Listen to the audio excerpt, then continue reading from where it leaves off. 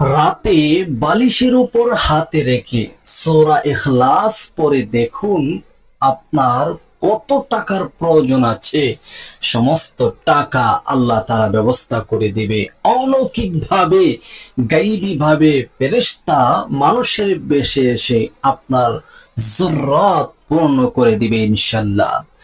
আপনি যদি বালিশের উপর ডান হাতটা রেখে সূরাতুল ইখলাসের আমলটি করতে পারেন, তাহলে আপনি নিজেই অবাক হয়ে যাবেন যে রাতে যখন ঘুমাবেন, সকালবেলা ঘুম থেকে উঠলে টাকার সুসংবাদ আসতে থাকবে, খুশির সংবাদ একের পর এক আসতে থাকবে। আপনি জেনে আশ্চর্য হয়ে যাবেন, কেননা সূরাতুল ইখলাস এমন একটি সূরা যে সূরার মধ্যে আল্লাহ তাআলা নিজেই আল্লাহর পরিচয় দিয়েছেন।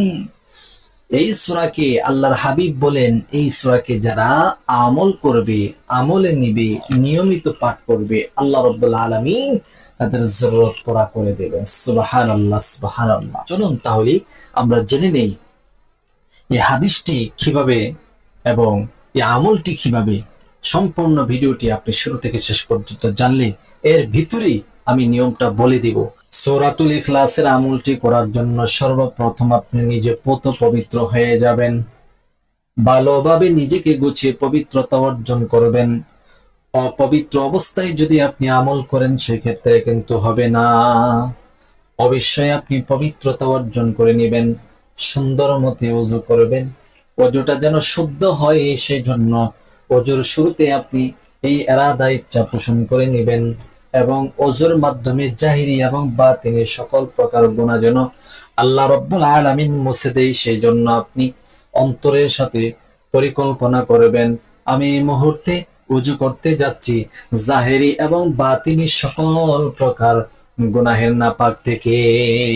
হে আল্লাহ, আপনি কবুল করুন আমাকে, আপনি পবিত্র করে দেন। এরপরে আপনি পড়বেন আউযু বিল্লাহি মিনাশ শাইতানির রাজিম, বিসমিল্লাহির রহমানির রহিম।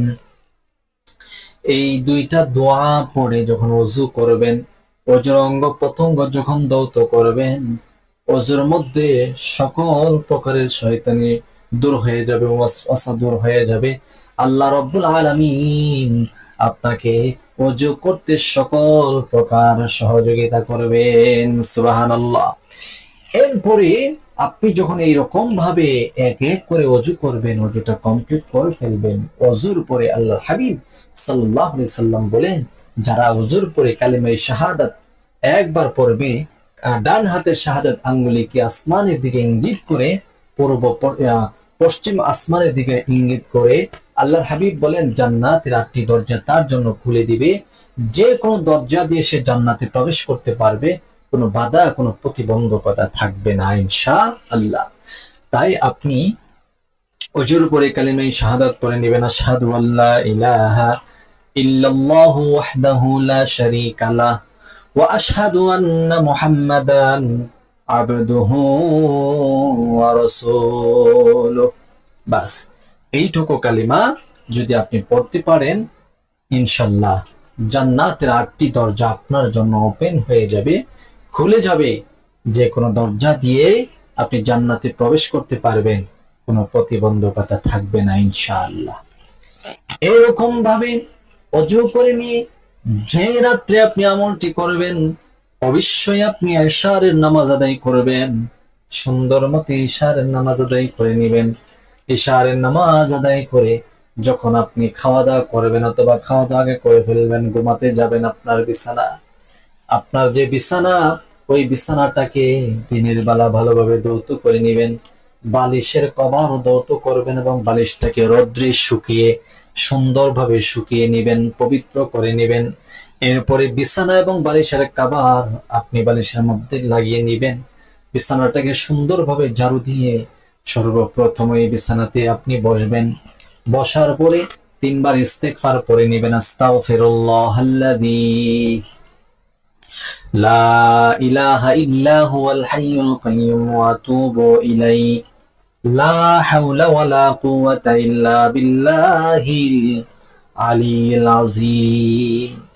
আস্তাগফিরুল্লাহাল্লাযী লা ইলাহা ইল্লা হুয়াল হাইয়ুল কাইয়্যুম ওয়া আতুবু ইলাইহি লা হাওলা ওয়ালা কুওয়াতা ইল্লা বিল্লাহিল আলিয়্যিল আযীম।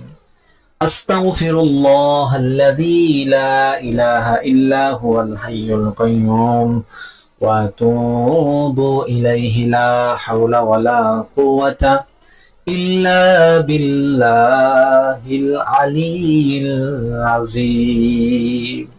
এরকম ভাবে 3 বার আপনি ইস্তেগফার করে নেবেন।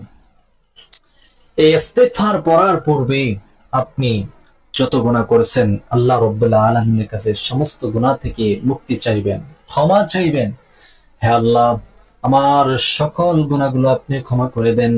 আমার হাতের গুনাহ, আমার পায়ের গুনাহ, আমার চোখের গুনাহ, আমার কানের গুনাহ, আমার শরীরের অঙ্গ প্রত্যঙ্গের মাধ্যমে যত গুনাহ হয়েছে সমস্ত গুনাহর প্রতি আপনার কাছে তওবা করতেছি। আল্লাহ মেহেরবানি করে আমার গুনাহগুলো আপনি ক্ষমা করে দেন। এরপরে ইস্তেগফার পড়বেন 3 বার, 5 বার অথবা 7 বার, 11 বার পড়বেন। এরপর প্রিয় নবীজি সাল্লাল্লাহু আলাইহি ওয়াসাল্লামের উপর দুরূদ শরীফ পড়ে নেবেন। আল্লাহর হাবিব রাহমাতুল লিল আলামিন বলেন, আমার উম্মতের মধ্য হতে কেউ যখন মাত্র একবার দুরূদ পড়ে আল্লাহ পাক রব্বুল আলামিন তার আমলনামার মধ্যে 10টা রহমত দান করেন। ওই 10টা রহমত আল্লাহ তাআলা তার সমস্ত বিপদ থেকে আল্লাহ তাআলা হেফাজত করেন।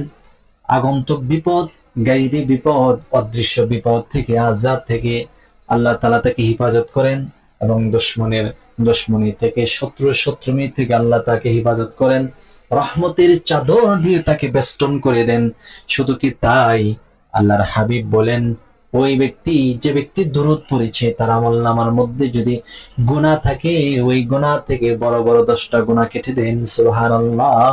ওই দিন তার মৃত্যু হলে ওই দরুদ তাকে সুপারিশ করবে, আল্লাহর কাছে সুপারিশ করবে, ও আল্লাহ, আমি আপনার হাবিবের দরুদ, ওই ব্যক্তি দরুদ পাঠ করেছে, দরুদ পাঠ করেই মৃত্যুবরণ করেছে, অতএব তাকে তুমি আযাবের মধ্যে ফেলো না, তাকে কোনো প্রকার হিসাবের মধ্যে তুমি দিও না, তাকে বিনা হিসাবে জান্নাত দান করুন। সুবহানাল্লাহ। দরুদ, এই দরুদ আপনার জন্য জান্নাতে যাওয়ার জন্য আপনাকে সুপারিশ করবে। সুবহানাল্লাহ, সুবহানাল্লাহ। চিন্তা করে দেখেন। এই জন্য প্রিয় নবীজি সাল্লাল্লাহু আলাইহি ওয়াসাল্লামের উপর দরুদ পড়ে নেবেন 3 বার, 5 বার, 7 বার অথবা 11 বার। আমি একবার পড়ে দিচ্ছি, আপনারা পড়বেন। দুরুদ ইব্রাহিম। আল্লাহুম্মা সাল্লি আলা মুহাম্মাদ ওয়া আলা আলি মুহাম্মাদ কামা সাল্লাইতা আলা ইব্রাহিম ওয়া আলা আলি ইব্রাহিম ইন্নাকা হামিদুম মাজিদ। আল্লাহুম্মা বারিক আলা মুহাম্মাদ ওয়া আলা আলি মুহাম্মাদ কামা বারাকতা আলা ইব্রাহিম ওয়া আলা আলি ইব্রাহিম ইন্নাকা হামিদুম মাজিদ। এরকম ভাবে আপনি দুরূদ ইব্রাহিম পড়ে নেবেন। যদি কেউ এই দুরূদ পড়তে না পারেন তাহলে সাল্লাল্লাহু আলাইহি ওয়াসাল্লাম এই দুরূদ পড়ে নেবেন, অথবা আল্লাহুম্মা সাল্লি আলা সাইয়্যিদিনা ওয়া নাবিয়্যিনা ওয়া শাফিয়িনা ওয়া হাবিবানা ওয়া মাওলানা মুহাম্মদ, এই দুরূদ পড়তে পারেন। যে কোনো দুরূদ আপনি পড়ে নেবেন। এরপরে আপনি যে বালিশে ঘুমান ওই বালিশটাকে আপনার সামনে রেখে ডান হাতটা বালিশের উপর রাখবেন। ডান হাতটি বালিশের উপর রেখে আপনি পবিত্র কোরআনুল কারীমের ছোট ছোট সূরার মধ্যে সূরাতুল ইখলাস, এই সূরাটি পড়বেন। এরকম ভাবে ধরবেন আর পড়বেন। নিয়ত থাকবে, আল্লাহ, আমার এত হাজার প্রয়োজন, অত লক্ষ টাকা প্রয়োজন, আল্লাহ আমার হাজত পূর্ণ করে দেন, অভাব আল্লাহ দূর করে দেন, আল্লাহ দুশ্চিন্তা দূর করে দেন, টাকা পয়সায় যে সমস্ত ঋণী আছি সমস্ত ঋণ দূর করে দেন। এরকম ভাবে আপনি নিয়তটা করে ডান হাতটি বালিশের উপর রেখে পড়বেন। আউযু বিল্লাহি মিনাশ শাইতানির রাজিম। বিসমিল্লাহির রহমানির রহিম। কুল হুয়াল্লাহু আহাদ, আল্লাহুস সামাদ, লাম ইয়ালিদ ওয়া লাম ইউলাদ ولم يكن له كفوا أحد بسم الله الرحمن الرحيم قل هو الله أحد الله الصمد لم يلد ولم يولد ولم يكن له كفوا أحد بسم الله الرحمن الرحيم قل هو الله أحد الله الصمد لم يلد ولم يولد ولم يكن له كفوا أحد এরকম ভাবে আপনি দুরূদ আপনি সূরাতুল ইখলাস পড়বেন মাত্র 10 বার। কতবার? 10 বার। একটা হাদিসের মধ্যে এসেছে কোন ব্যক্তি যখন সূরা ইখলাস একবার পড়ে পবিত্র কুরআনুল কারীমের 10 পারা তিলাওয়াত করার সওয়াব তার আমলনামার মধ্যে আল্লাহ রাব্বুল আলামিন দান করেন। কোন ব্যক্তি যখন 2 বার তিলাওয়াত করে পবিত্র কুরআনুল কারীমের 20 পারা তিলাওয়াতের সওয়াব আল্লাহ রাব্বুল আলামিন দান করেন। কোন ব্যক্তি যখন 3 বার সূরা ইখলাস পড়ে আল্লাহ রাব্বুল আলামিন গোটা কোরআন খতম করার সওয়াব তার আমলনামার মধ্যে দান করেন। সুবহানাল্লাহ। আর কেউ যখন 6 বার এই সূরা তিলাওয়াত করে 2 কোরআন খতমের সওয়াব তার আমলনামার মধ্যে দান করা হয়। কেউ যখন 3 বার এই সূরা তিলাওয়াত করে 9 বার এই সূরা তিলাওয়াত করে 3 কোরআন খতম তার আমলনামার মধ্যে জমা হয়ে যায়। কেউ যখন 10 বার এই সূরা তিলাওয়াত করে আল্লাহর হাবিব বলেন জান্নাতের মধ্যে তার জন্য একটা মহল তৈরি করা হয়, একটি বিল্ডিং তৈরি করা হয়। যে বিল্ডিংটা তৈরি করা হবে ওই বিল্ডিং এর ইট বালু সিমেন্ট থাকবে, হীরা মণি মুক্তা জামরুদ ইয়াকুত এর পাথর দ্বারা সেই জান্নাতের সেই মহলটি তৈরি করা হবে। সুবহানাল্লাহ। এই সূরাটি যে যত বেশি তিলাওয়াত করবেন সে তত বেশি আল্লাহর প্রিয় বান্দা প্রিয় বান্দি হিসাবে কবুল হবেন। আপনার গুনাহ ক্ষমা হইতে থাকবে, আপনার ঋণগুলা মুছতে থাকবে, আপনার অভাবগুলা দূর হতে থাকবে, হাজতগুলা পূর্ণ হতে থাকবে, সকল চিন্তা পেরেশানি দূর হয়ে যাবে ইনশাআল্লাহ। এই একটি সূরাই পারবে আপনার জীবনের সকল কষ্ট দূর করে দিতে, হাজত পূর্ণ করে দিতে, দুঃখ কষ্ট দুর্দশা হতাশা মুছে দিতে ইনশাআল্লাহ। তারপরে আপনি 3 বার প্রিয় নবীজি সাল্লাল্লাহু আলাইহি ওয়াসাল্লামের উপর আবারও 3 বার দরুদ পড়ে নেবেন। সাল্লাল্লাহু আলাইহি ওয়াসাল্লাম, সাল্লাল্লাহু আলাইহি ওয়াসাল্লাম, সাল্লাল্লাহু আলাইহি ওয়াসাল্লাম।